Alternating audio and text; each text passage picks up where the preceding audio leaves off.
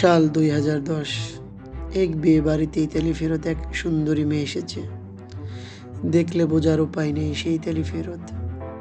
হিজাব পরা, মিষ্টি চেহারা ছাড়া কিছুই দেখা যায় না। দেখেই প্রেমে পড়ে গেলাম। বিয়ের কিছুদিন পর ওদের বাড়িতে গেলাম। ও কিছুদিন পর ওর বাবা মার সাথে ইতালি চলে যাবে। কিভাবে যোগাযোগ করব? একটা হটমেইল নাম্বার দিয়ে গেল। ওটাই ছিল শেষ দেখা। 2010 শেষ দিকে আমি ফেসবুক আইডি খুলে ওর সাথে চ্যাটিং শুরু করি।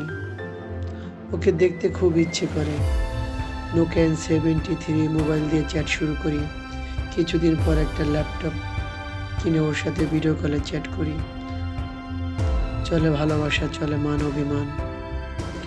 2015 আমাকে না জানিয়ে ইতালি থেকে বাংলাদেশে এসে জানুয়ারি 30 তারিখে বিয়ে করে। হৃদয়টা ভেঙে চুরমার হয়ে যায়। আমাকে ফেসবুক থেকে ব্লক মারে। কোনো যোগাযোগ নেই। এখন আমার 2 মেয়ে 1 ছেলে। সে এখনো সিঙ্গেল।